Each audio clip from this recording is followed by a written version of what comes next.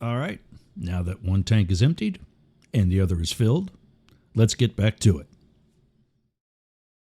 So, do you have connections here in Boyertown with the sports people? Last fall, when I thought that one was going to happen a bit faster, Phil Haddad gave me a list of people that had tried to do that, had did it with, I think, Berksmont TV. Um, so, short answer, yes, kind of. Um, have I reached out to them yet? No. Um, Because Ross Smith, I don't know if he's on your list or not, but he would be the person I would contact. so, He's got isn't his he own. still with the Legion team, though? I possibly. I mean, I Okay. don't know what his connections are, but he would be the guy I would go to say, "This is what I'd like to do. Can you help me either get connected, or would you be interested in Yeah. airing the Bears?" Yeah. Yeah, yeah, he would be the one. So I will send you his contact information. You're not Sure. ready, maybe you've got a lot of things on your plate, Yeah, I don't see and it happening for this season, but no, I can't see it either. But still, he's the person you need to talk to. Listen, okay. there are so many other things we need to talk Yeah. about here. Yeah. Like, you're a dad now, I am. okay? You are, and that's a whole other program, I think, Yeah, about possibly. what you've learned there, and or what you Yeah, find talk satisfying, about learning from what you mistakes. Yeah, we yeah, what you find yeah, satisfying, what you find frustrating. I mean, it's got to be a major thing, and you're a dog dad, yeah. that kind of thing. Plus, I'm sure you have a few opinions about today's political scene that Yeah. I think that might be of interest to some of our listeners. So I don't know if you want to continue. We've been talking now for, yeah, a good hour Coming and up on 40 2 hours. minutes. Yeah. Yeah, something like that. But let me know what you want to do here. Well, I actually need to look at the clock. You I've got some probably have time. another. I have a 3 o'clock vet appointment. Okay. So I probably have about another 45 minutes tops before I got to Okay. get him to there. And like I said, with yours, we'll cut this up to however many Right. episodes we need it to be. Exactly. Um, Well, let's talk about so we're being a not parent. okay. Let's talk about being a parent. I mean, you're 50 some years old and decided, hey, I need another challenge. Yeah. I mean, what did you have a dream? How did that? I mean, you're a dog dad and you Yep. decided to be a human dad. How did Yep. that decision come about and why? I always wanted to have a human family. Um, when I interviewed with the Secret Service back in college, it wasn't an actual job interview, but it was, to develop a file that they obviously used later. The guy that I interviewed with said that law enforcement, at least at that time, law enforcement is the number one career for divorce. Yeah. Within the law enforcement community, the Secret Service is the number one agency. And that's kind of rung true in that, I'm still single. Yeah. Uh, was actually engaged at one point. Um, that didn't, like I say anytime, I don't regret asking him to marry me, and I don't regret breaking it off. I think Hmm. both were the right decisions at that time. But that shouldn't stop me from having kids. I don't think at 50 years old, IVF is a good idea. Finding an egg donor and having a baby. Hmm. And part of that reason was My parents had me when they were 20. Mm-hmm. So when I was in Little League Baseball, Dad was able to coach the team not just because he knew baseball, but he was also able to teach us baseball, as opposed to some of my friends whose dads were way older than my parents were and not physically capable of doing something like that. Mm-hmm. So I wanted to be a little closer in age to my kids, and that meant adopting. Mm-hmm. Where that also becomes a benefit is that as kids get older, who are in the foster care system, as they get older, they become more challenging to place To place. Mm-hmm. because couples, usually couples that want to adopt, are doing so because they can't biologically have kids and want to have, the whole baby to adulthood experience of raising a child. So now I'm, helping somebody else, get lucky and, have, show some love to somebody that deserves it. And Zach, without question, is that teen. Um, And good. yet, raising or being a dad to a teen Hmm. has enormous challenges because that is the time of their lives, children's lives, when they're looking to be independent. They don't want parents. They don't want direction. They don't want guidance. They want to get out there and figure it out and fall on their face and all that kind of stuff. That's got to be For a a challenge. bodyguard, yeah, for a bodyguard, that's not Yeah. easy. No. Um, And I mean not only that but emotionally. They're pushing parents away. that And was kind as of you harder. are reaching out to develop a bond, to develop a relationship, to be an important person at that age and stage, they're looking to divorce. So that Yeah, has got to be a struggle. How I have think you the found benefit is Zach to that, be? well, given that he was at a stage where he's now reconnected with his mom. Mm-hmm. Um, in fact, he went, spent Mother's Day with her yesterday. He was at a stage where he didn't want to be reconnected to his mom because she was the cause of so much of his crappy life. Um, I think he likes having a dad. He calls me dad. I call him Bubba, nickname. Um, he knows that if I yell for Zach, it's because I need to talk to him. Mm-hmm. Um, Uh-huh. yeah, I've been really supportive. He's been supportive. He wants me to get out and start dating and have my own life. Um, Mm-hmm. there were some bumps. There were some of the, um, like you said, the wanting to. I don't think necessarily divorce, but definitely have the independence. Mm-hmm. And I told him on many occasions. I said, I'm 52 years old. I still rely on my parents for certain things, and that's just called being in a family. And I think he's learning that that's okay. And I give him the space. There's times when he'll call from roller skating on a Saturday night and say, "Hey, I want to crash at Chris's place. Chris and Tyler, is that okay?" And he's asking me when he's with his friends, and they've Mm-hmm. already asked him. Supposedly, like Mm-hmm. this just came up. I get it. Yep. Meanwhile, his toothbrush is gone. Mm-hmm. He's already got his toothbrush with him. So it must have come up at least a little bit earlier in the evening. Mm-hmm. And I'm like, yeah, have fun, be safe.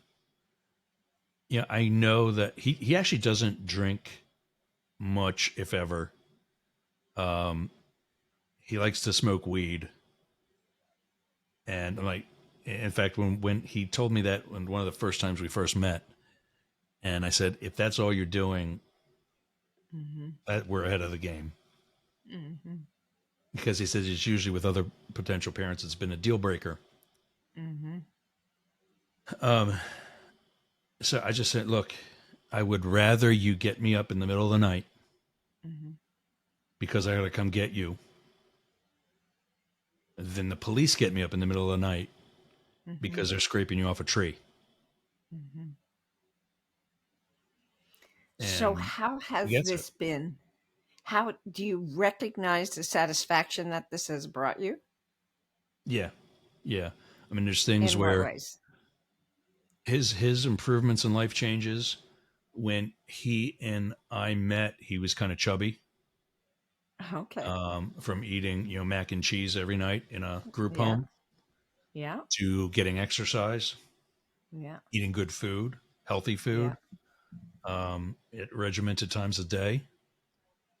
He's skinny now. Mm-hmm.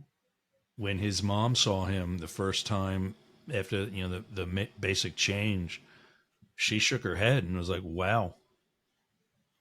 We had a neighbor who moved away, was back at our other neighbor's house visiting.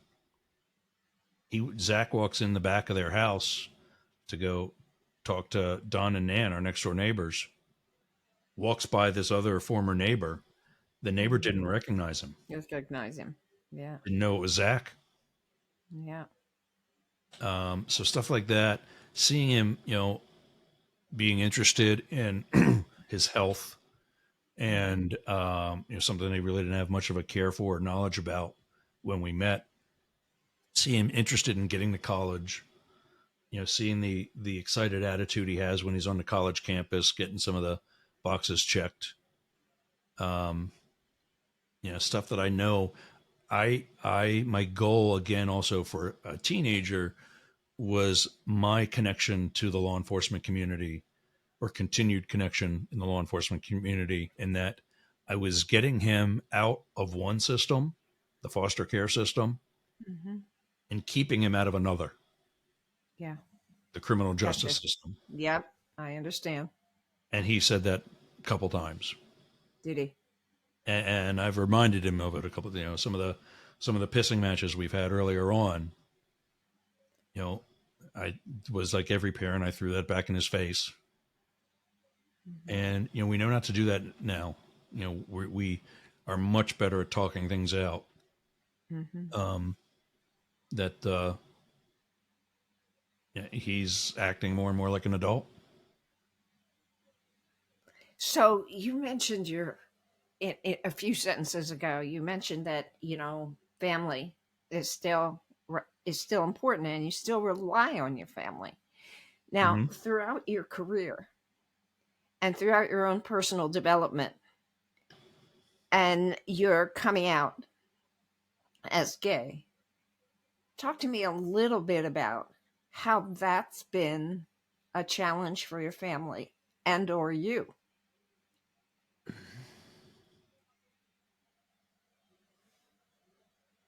My mom cried when I told her I was gay. When she actually asked me, I don't remember if we talked about that when she was on both sides now or not. But Probably not. Yeah. if not, then it was when she was on Psycho and the Psychic with Marcella and me. But she asked me, and I said yes, and she started crying. I said, "What's wrong? I'm not dying." And she said, "Oh, it's just a shock." I'm like, "Okay." And she When got did over that it, and happen? When did that happen? we were.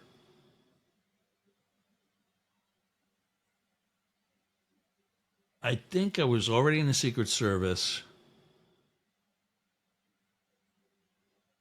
because I think it was after I came home from San Francisco and had moved to DC. I brought a guy to the beach with me that I was actually dating, and I didn't tell them that we were dating. Um, and she just asked. We were going down the driveway, headed somewhere, and she just asked, and I said, "I'm not dying." I think there's a lot of the stigma, like, "Oh, you're gay, you're HIV positive, you've got AIDS, and you're going to be dead in a week." Um, it's when you and I talked on Be Inspired, it's the ignorance that is in an isolated small town. Mhm.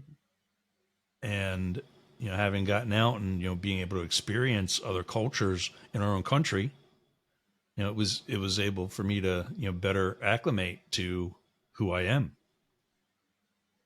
Dad, I don't know that he was fine with it, but never really. I think one of the biggest challenges was my mom's late brother, um, who was the source of the family gay jokes. They mom and I think maybe her sister were worried about how he was going to take it, my Uncle Bill. Mhm. And he said he's still going to be the same Rusty we've known and loved his whole life. So what? He's probably the one No that's took the kidding. test. Yeah. No kidding. So for you coming out at at the age that you did and where you were and the experience that you had had was not the trauma No, that coming out wasn't so much as dealing with still having to be closeted in like the Secret Service and baseball. okay. Um, Now there was recently a couple years ago a major league umpire who was out and was gay, who retired. A guy named Dale Ford was an out gay major league umpire that nobody had a problem with. They were sorry to see him go. He had to retire medically because he had been hit in the face with too many foul tips and so on, Okay. Yep. in the mask, fortunately, Gotcha. but it Yep. still caused concussions. It's still concussions. Right. Yeah, so Right. he couldn't risk staying any longer. Right. Um, and that's changed. There are gay officials in USA Hockey that are again, openly gay, and they do features, on the website, feature stories about them on the website and how inclusive USA Hockey is now. Mm-hmm. Um, I never would have seen that happen when I was there. Okay. Um, and in fact, I saw, aspects of, just the opposite of things forcing me to stay closeted. Um, what I love to see, especially now, are same sex couples in high school proms Mm-hmm. and just throughout, the high school experience. Mm-hmm. I've seen, stereotypically gay kids who are a little bit more feminine or queenie, as Mm-hmm. it's often said, probably also thinner, Mm-hmm. who have the football team as their bodyguards. Mm-hmm. Right. You don't mess with Right. this kid. He's Right. our buddy. Right. Times have changed. Times have changed. That is for sure. Now, I'm not going to ask you what's on your plate for the future because I know you don't know. And you'll be inventing something, and branching out in all kinds of ways, but you know taking a long view of your life, okay, at this particular point, what do you want people to know about you? Hey, gang, if you haven't figured out by now, we're doing a series. So, we're going to take a break, but then come right back with the next episode.